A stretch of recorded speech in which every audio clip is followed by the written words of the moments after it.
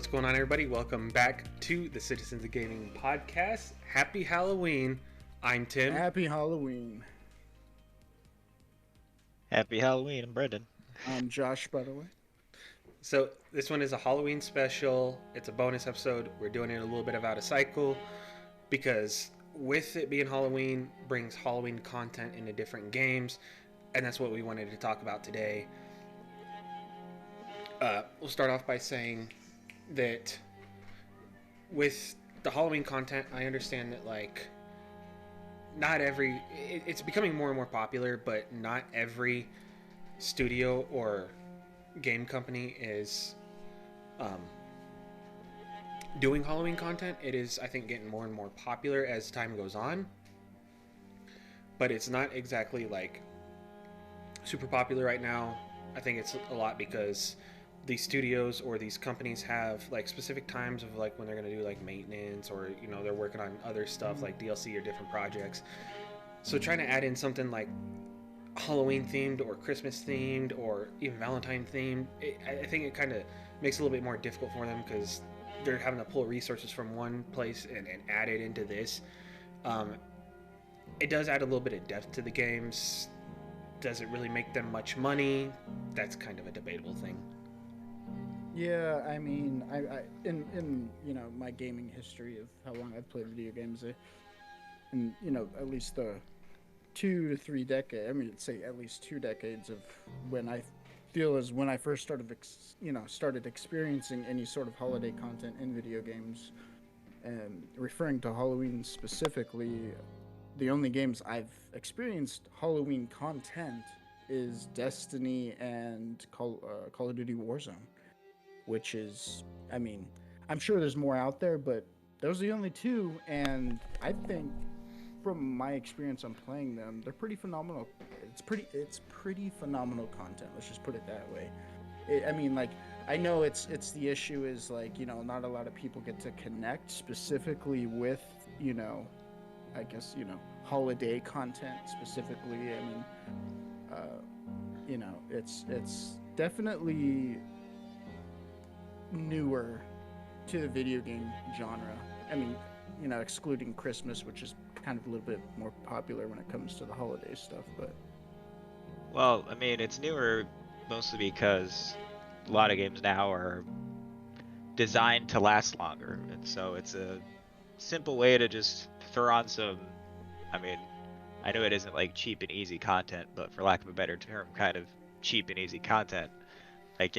Oh, you don't have to do some whole crazy $50, $60 expansion or whatever. You could just be like, hey, for the next 3 weeks you can get spooky stuff, you know.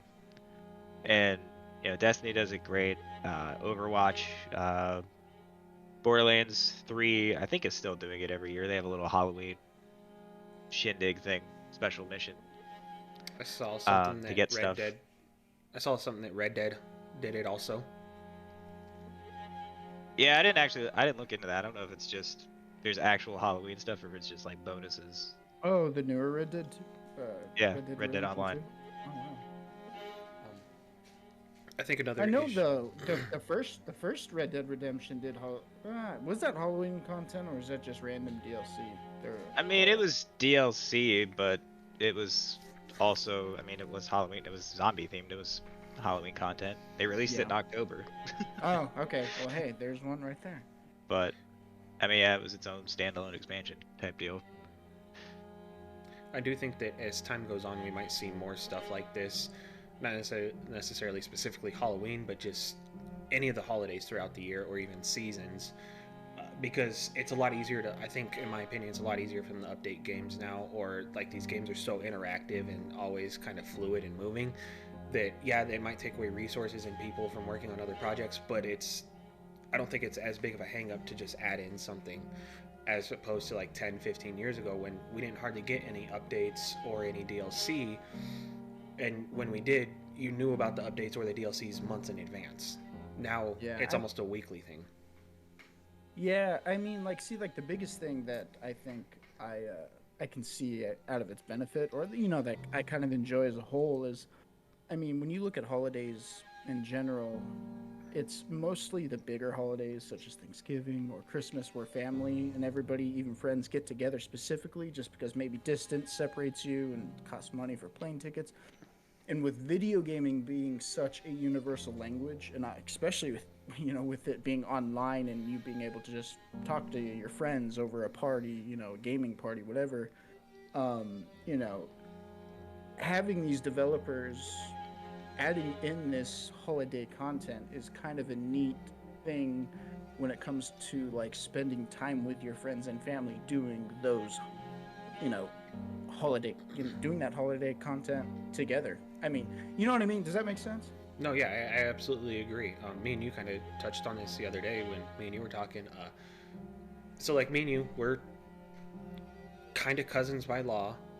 Uh, and so, obviously, I'm not going to go down there every holiday to spend time with you. I mean, I have family all across the country. But us getting on Christmas, Thanksgiving, 4th of July, and playing video games for a little bit, it's still like we have that, like, little connection of spending time with each other as a family on, these holidays. But we're also like, we don't have to travel to do it. Exactly. Yeah. And that's the that's the neatest thing to me. Like it's seriously because some games like like Destiny or like Brenden said Overwatch and all that stuff. I mean, like depending on how like user friendly the holiday content is, it like makes it just gives you that holiday like vibes and experience and just kind of like essentially sets the mood and you guys just have loads of fun or whatnot. Yep. Um, so I definitely love that. I think holiday content is kind of becoming more and more of a thing. Brendan had kind of mentioned the other day when we were talking that it needs to be relevant to the game also. These games that are out, like the one that I know of that I'm pretty familiar with is Hunter Call of the Wild, which is a hunting simulator. And the Halloween content that they put out back in 2017, and I believe they did it last year, 2020. Although, yeah, it's a hunting game, they were able to still find a way to incorporate a holiday theme. It was kind of like a DLC, like a little add-in, like an event, in-game event. So they're able to find a way to add that into the game while still staying true to what the game is.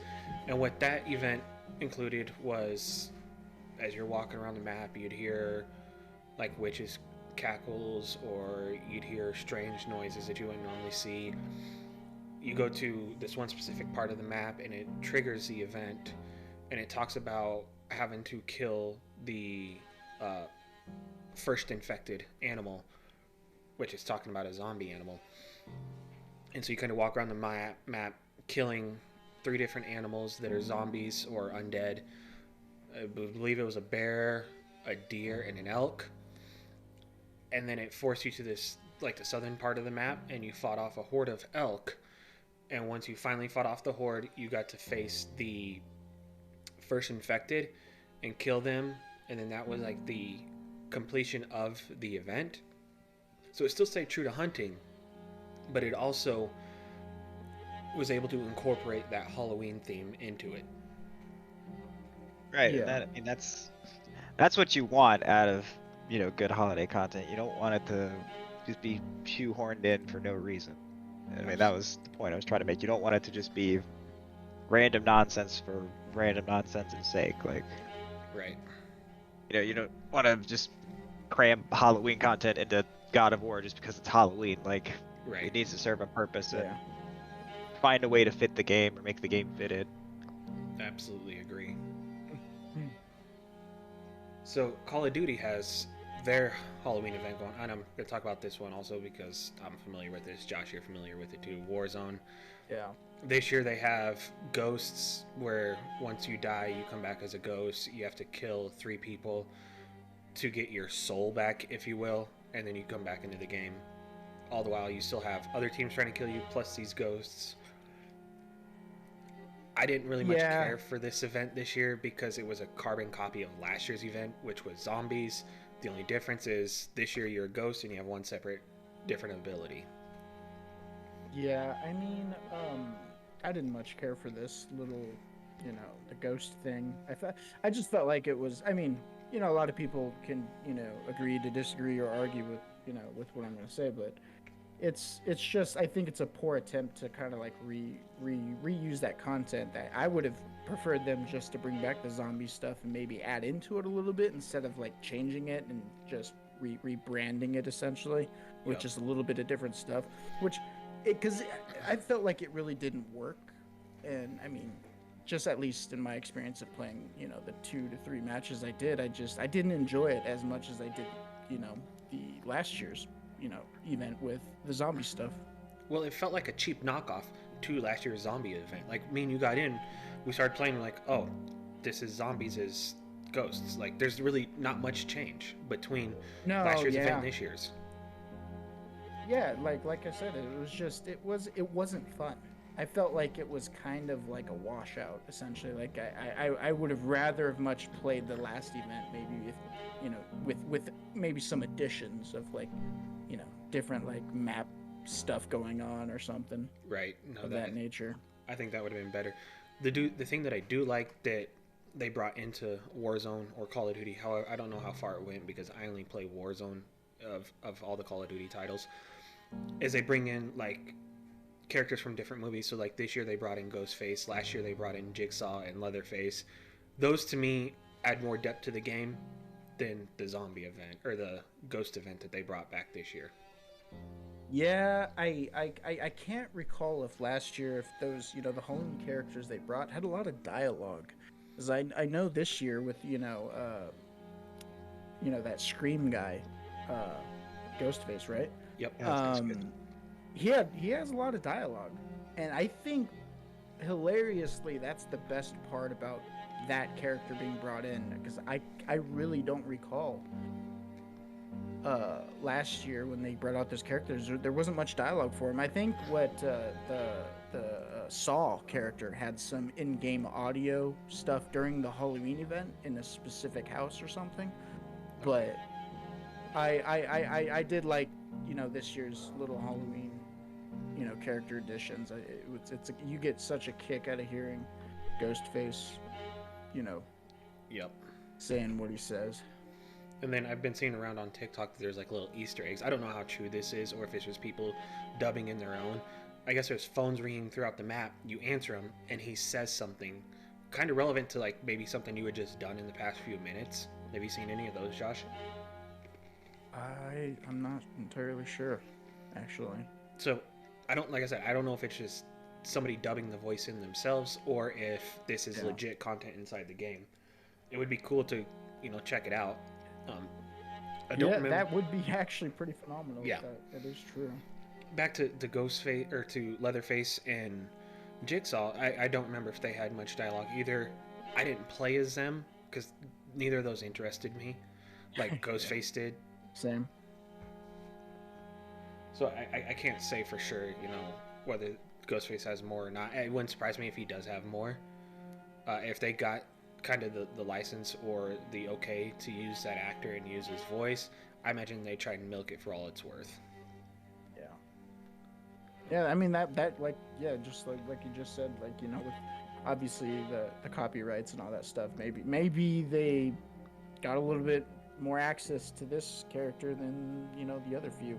Because I mean, they added in those Leatherface and Jigsaw and all that. They added in quite a few last year, so maybe the lack of dialogue was due to that fact. Yeah, they may not have been able to get, licensing, copywriting, or whatever to use the voices for them. Maybe they had to use a different actor for those voices, and so they didn't want to use those voices too much, so people wouldn't really pick up on it. Also possible. I mean, the other thing too might have been just they weren't sure how far they could push it, and so like that was just a test. And then this year they're like, oh, people really like this, so Yeah. now they have more proof basically to run farther with it. Which Yeah. is extremely possible too. I mean, it's kind of hard telling as far as why this Oh yeah, year. it's possible to know, Yeah. unless you're an employee at Activision. I'm I trying. know what we were kind of talking about yesterday, Brenden mentioned, is like when it comes to the holiday scene, a lot of other religions and locations around the world may not celebrate Halloween specifically, and with Destiny 2's Halloween event called the Festival of the Lost, am I think so. Yeah. Yeah. Uh, Brendan, you can go ahead and carry on. I know you know a little bit more about the. Well, it's just that, a lot of them, instead of naming it specifically Halloween event or Christmas, they go by like the season, like it's the winter event or, the fall event or whatever. Or they tie it into uh like something inside the lore of that game. Again, example, Destiny Festival of the Lost is their, Halloween fall event. But, it's technically not Halloween, so it's kind of non-denominational. So that way a lot of people can, you don't celebrate it, or, you don't know what it is, because some holidays are country specific or what have you. Yeah. Right. It helps open that up to other people. A little bit of a culture, I don't want to say culture shock because that's not accurate, but like, a bit of cultural learning on both sides. You can be like, oh, so this is kind of like what Halloween is, or Christmas, or, whatever the specific thing is going around. So it's cool that, some companies are thinking ahead like that and trying to engage everyone instead of possibly excluding people Right. just because it is, Christmas event or Halloween event, or again, whatever the theme is, holiday. Yep. No, I Which is that's a I think that's a very underrated thing. I don't know of any game developers that would seemingly integrate a holiday, but into the realm of that video game's kind of like story, or just how the world in that video game works, to kind of take away the solidified title of Halloween, but like giving everybody that experience together. Well, again, part of that depends on the game. Like, Destiny could definitely get away with it because, it's set in a distant future on Earth where like countries don't exist anymore, and right. the last humans are surviving. Da da da da da. So, like that one, it works and makes sense. But I mean, then there's other ones. I mean, like Overwatch absolutely just calls it a Halloween event. They just call Yeah, it, yeah. like, Yeah. it just kind of depends on the game and what you can work around with it. And Yeah. but I mean, it's cool. It is cool when you do something, more Inclusive. in-gamey. Yeah, Yeah. something that ties into the game better as opposed to just, uh, you know, making some spooky skins and slapping Halloween special on it. Yeah. No, and Yeah. I'm really hoping that in the future we get more things like this from other games. Of course, like you said, it needs to be able to tie into the game, which these developers are smart. They're clever people. I don't see that really being an issue. I mean, I'm sure even Forza Turn 10 can figure out how to incorporate Halloween theme into a racing game. And Yeah. so we're going to shift gears a little bit from Halloween events to now spooky games, creepy games, games that have scared the hell out of me. Just because it's that time of the year, it's that season. The ghosts, ghouls, and goblins are out. Why not talk about scary games? Ooh, Ooh. Spooky. So launch like your what? dookie. It's about to get spooky. So one game that like always scared the hell out of me when we were playing, and I believe you guys kind of agreed with it the other day when we were talking about this, is Left 4 Dead. There was definitely times when I was scared shitless playing that game. Yeah. I mean, like that game for me was the first time I ever played a scary game with friends. So the utter experience and terror I just remember expressing and hearing from everybody's voices, running into everything for the first time with everybody, was amazing. That game was terrifying. I mean, a lot of people are like, that wasn't that terrifying. You are all liars if you guys don't think that game was any at all terrifying. Well, I mean, for one, the longer you play it, it definitely starts to it runs out of that because then you kind of know how the game works. But I mean, I definitely agree for sure. The first probably few times you go through everything, you still don't really know what to expect, so it definitely can get you. Yep. But that game is for sure one of the best organic storytelling experiences just ever, just because it sets the stage for you and in theory your friends to have some of the craziest and goofiest stuff happen Yep. based all around, the zombie hordes coming to get you and um because it doesn't, I mean, it has those story elements that are very loosely there, but it is very much focused on what you and your friends are doing in the moment to moment. Yep. And like that game is so good about it, and it gives such great tools to make those stories happen, scary or otherwise. I mean, obviously there's plenty of scary ones, but there's plenty of other, dumb, goofy stuff that happen too. I think Yeah. a lot what really helped make Left 4 Dead what it was is that ambience it created. When you're walking through a dark tunnel and then all of a sudden you see the witch sitting there, it built you up for that. And that's what kind of brought that little scare factor or that fear factor into, that scenario or that portion of the game. And same with the tank. When the tank came, it put in like real like thriller type music, and you knew, oh shit, I need to be prepared. Here comes a fucking tank. Yeah, I mean, like you said, with a lot of people don't know what ambiance is, but it's usually the setting for events that kind of like get you immersed into something that's about to happen. Essentially, I mean, like what left, like we said, what lurking down the hallways, you would get little like music cues that would kind of like ramp up, and it would just keep it eerie, essentially, and you're just like, oh, what's coming, Yep, absolutely. And that's one thing that I really liked about Left 4 Dead is with the fear factor, it brought that into. It wasn't just running around killing zombies. There were slow moments. It would build up suspense, and then you turn a corner and there's a witch, and you're shitting The yourself. The witch. I couldn't stand her, man. I hated her. She was absolutely terrifying. Yep. I mean, compared to all the other ones, I mean, obviously, the hunter was jump scared, just come out of nowhere, and Tank was obviously, a big brute thrown right in your face, and about, shit in your pants. But that witch, though, was something different, specifically. Yep. Another game for me that I played that kind of had me a little afraid, or definitely was spooky or creepy, was Resident Evil series. I know that like the other day we were talking about up until 4 is where it kind of shifted, but those games also did a very good job of kind of setting the mood or setting the ambiance of what's going to happen and building it they're up. they're almost the godfather of like scary games, really. No? No? They're the godfather of survival horror. Yeah, I wouldn't say they're the godfather of all scary games. That probably belongs to like Alone in the Dark more than anything else, probably. Yeah.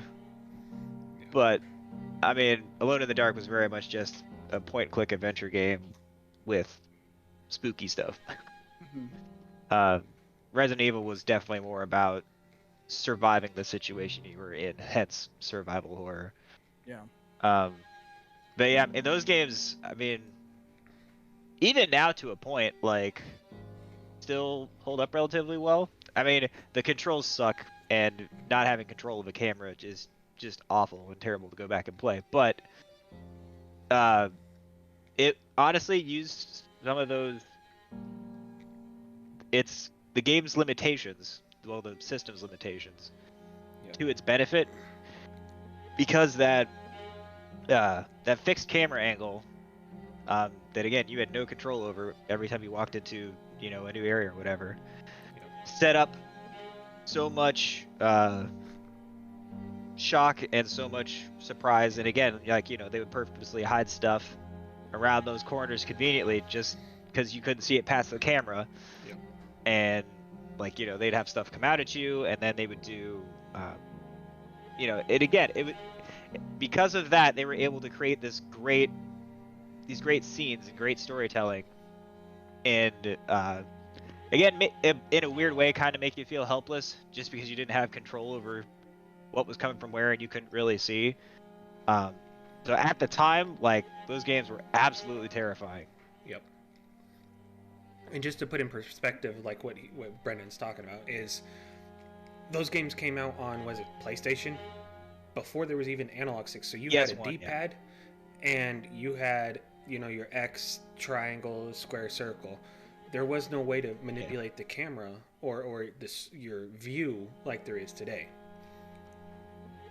Yeah, they all got the camera stuck in one spot, and then you walked across essentially what was a pre-drawn, well, not necessarily drawn, but pre-rendered background.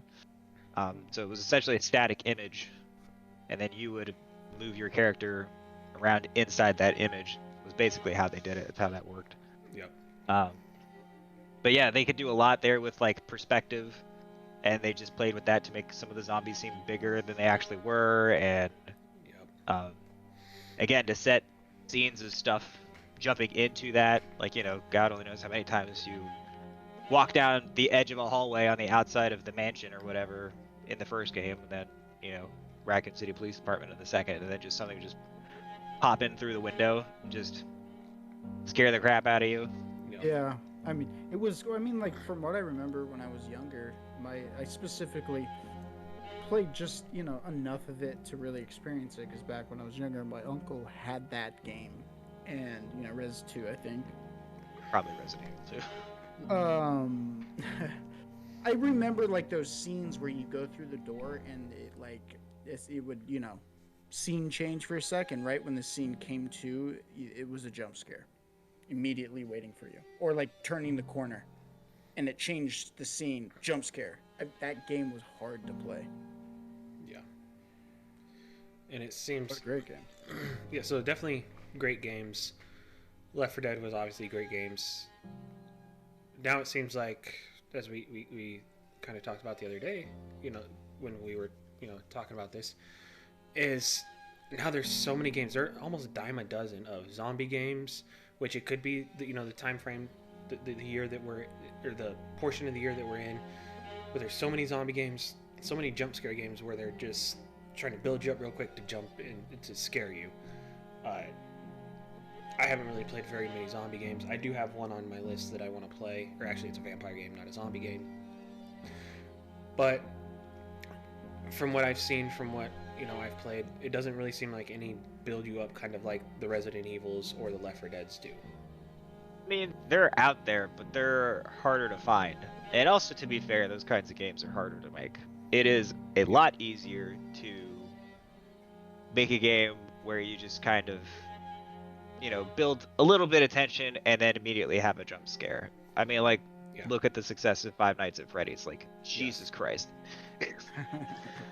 And after that came out, like, it's those games like that are a dime a dozen. And I understand part of it, because a lot of it is like streamers grab a hold of it to scare themselves to make content, and ha ha ha, we all laugh.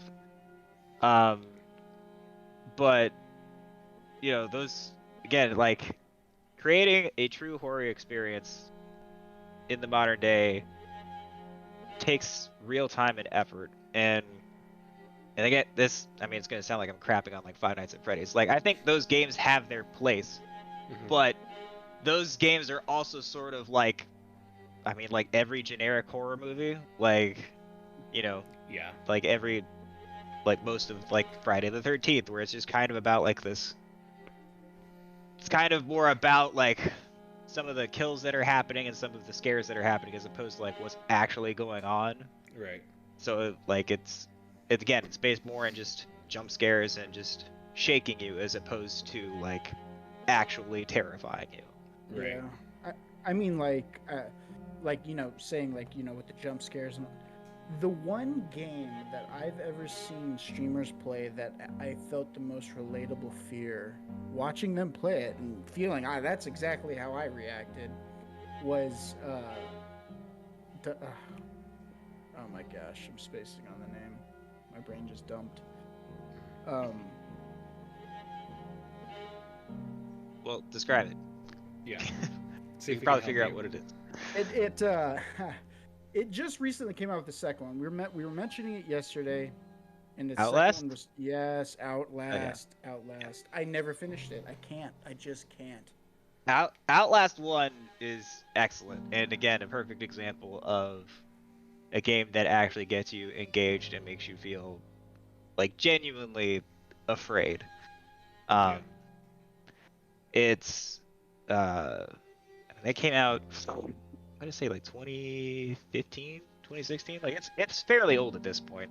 Hmm. Um, the second one is not as good, but the first one, yeah, you're a journalist going into an abandoned insane asylum after receiving a note to like come find out about this story. So naturally, as a journalist, you're like, well, yeah.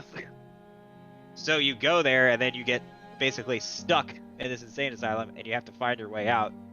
And it's really good because one, it makes you feel alone because there's nobody else in there but the people who are stuck in the asylum, who again are crazy.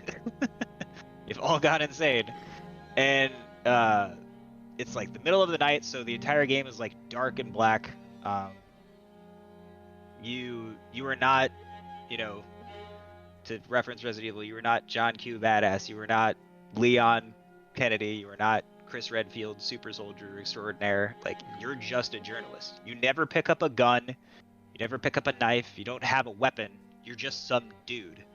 Yeah. Yeah. And so, yeah, your entire thing is escaping this place, not killing everyone in sight.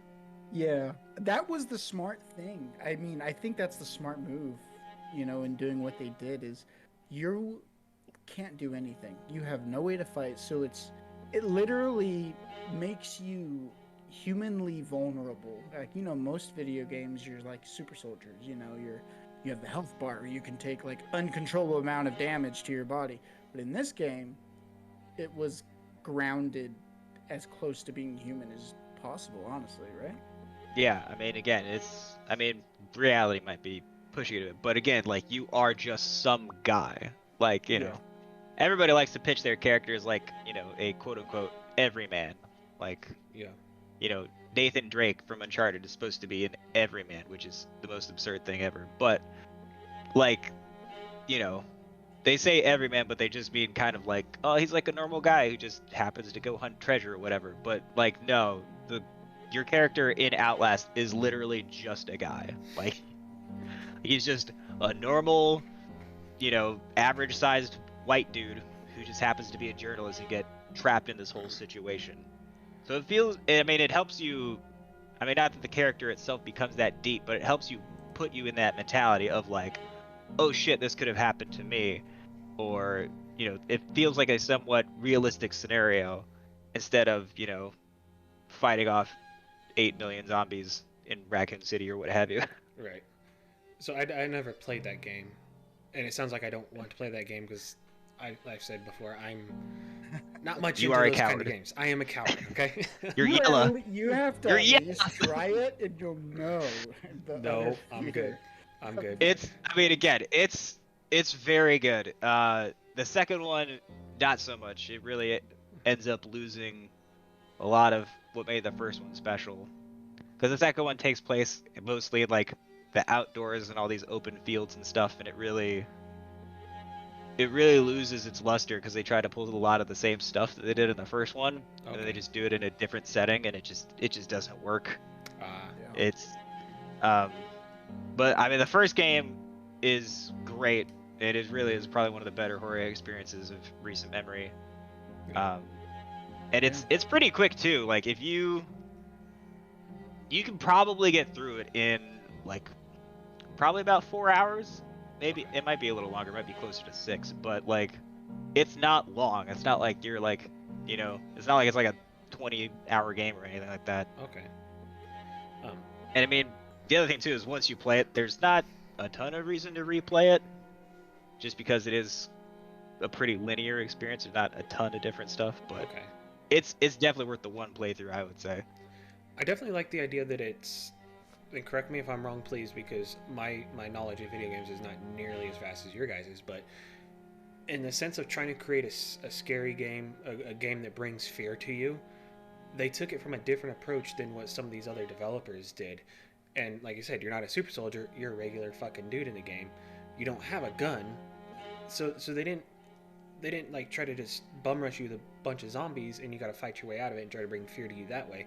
They brought it in setting the ambiance of the game, and you're a regular person, no gun. I believe you guys said you had a flashlight and the batteries, or no, there's a camera. The It's camera. because you're a journalist, so he brings along his video camera, Yeah. and so you don't actually get a flashlight. The only way for you to see in the dark is to bring up your camera and then turn the night vision on the camera.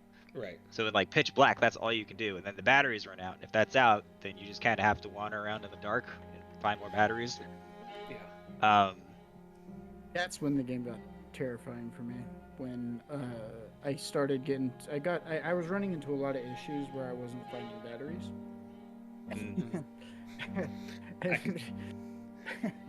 Well, it's not the first game to ever do it like that. I mean, there are other games that do stuff like that, like Amnesia: Dark Descent. Also, you were just a guy and you were just in this like haunted mansion. Right. But games like that, I mean, part of it too is that they're made by smaller teams, so they can't afford 1,000 zombies on the screen running at you. Like, they don't have the development time or budget for that. Right. But creating these, smaller, more tenser experiences, honestly got lost in the shuffle, I think, because of in particular when Resident Evil shifted in Resident Evil 4, became much more action oriented, and not inherently that that's a bad thing, because Resident Evil 4 is a tremendous game. Right. But they definitely started focusing a bit more on the action and trying to engage you in that way. So they weren't quite as scary as they used to be. Right. They started getting a lot crazier and a lot more outlandish. Right. But it's something that smaller developers can take advantage of.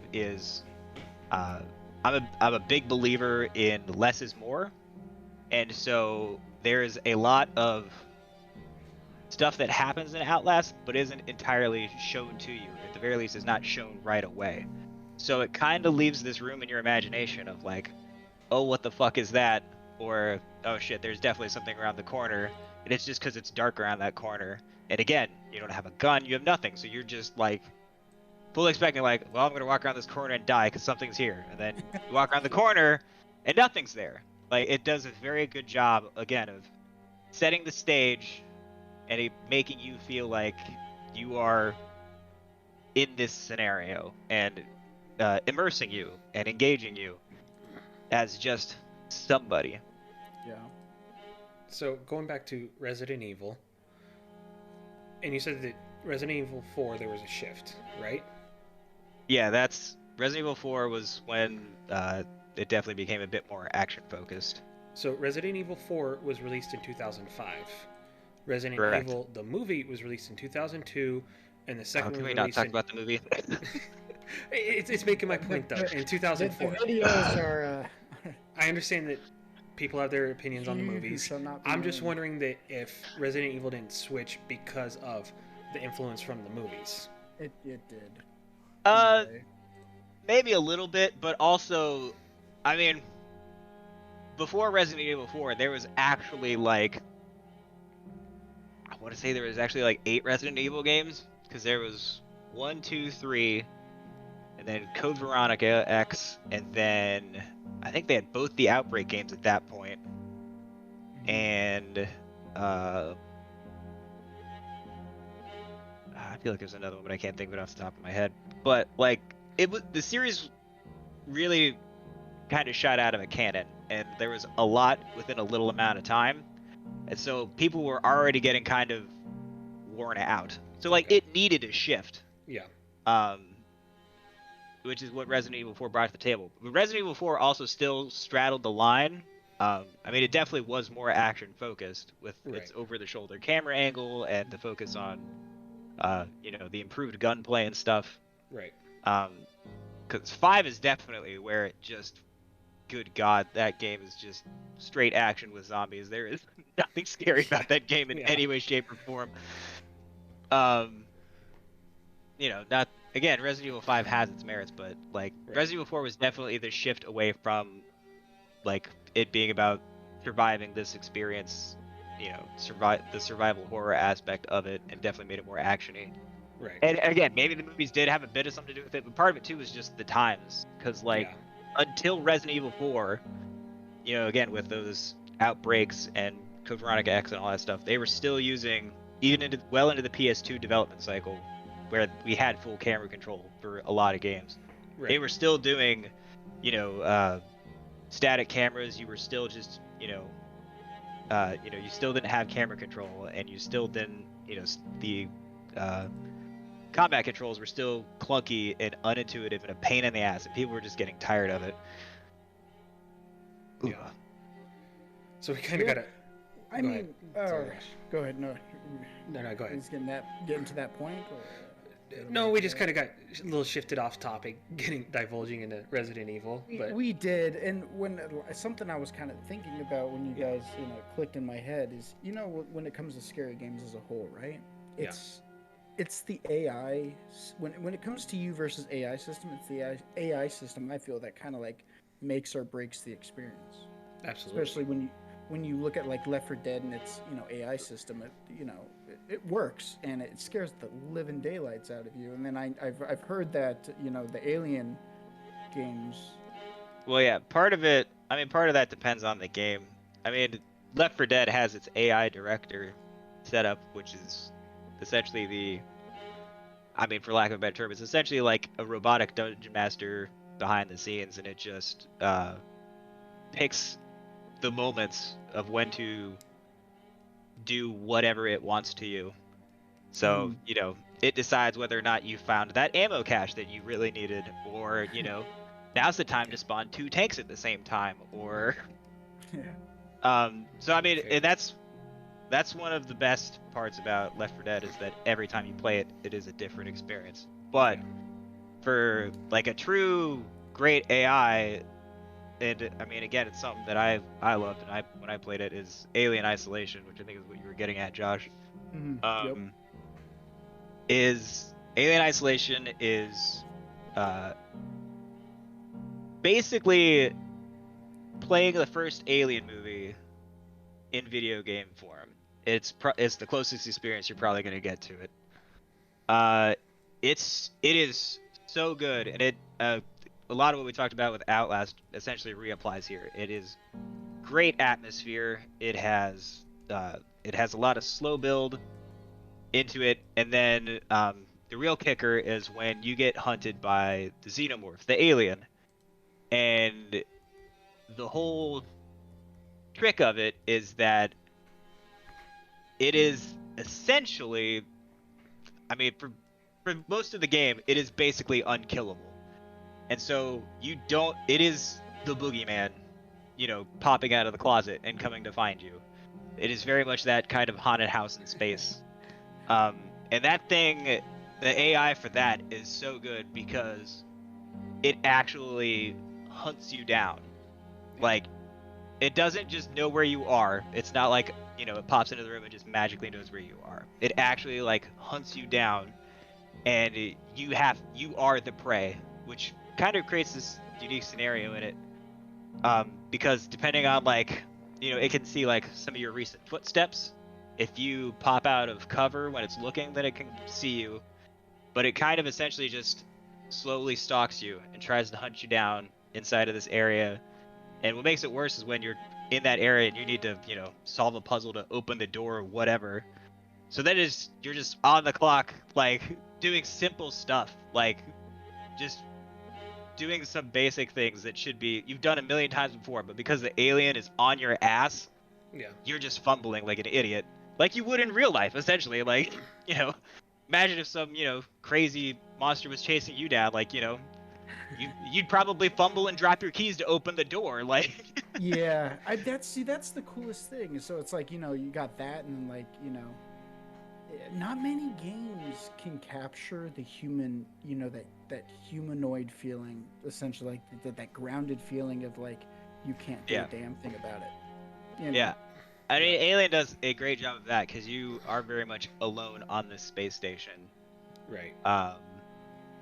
And there really is like nobody else there. Like you Yeah. do run into like the occasional person here and there, but it doesn't last very long, and you don't like, oh, let's team up. Like they're usually out for themselves and various other reasons. But Okay. I mean, there's a few weapons and a little bit of like a crafting thing to help you make some tools to distract the alien and stuff like that. But it is very much the whole tension of predator versus prey, and you are the prey. So deal with it. It really does. It does a great job of building that ambiance and having that atmosphere. Again, if you alone in space with some crazy thing trying to hunt and kill you, it's a tremendous horror game, and you can get it for dirt cheap now. At least you should be able to. I think I picked it up 4 years ago, 4 or 5 years ago, and I got the whole game and its DLC for like $10.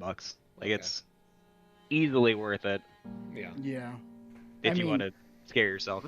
I mean, with all the games we've just talked about, I mean, to our viewers, you have a lot of choices to play. Especially tonight specifically. Yep. Yeah, especially if you're looking for something, kind of scary and get you in the Halloween mood. Anything we talked about today definitely would be games worth checking. Absolutely.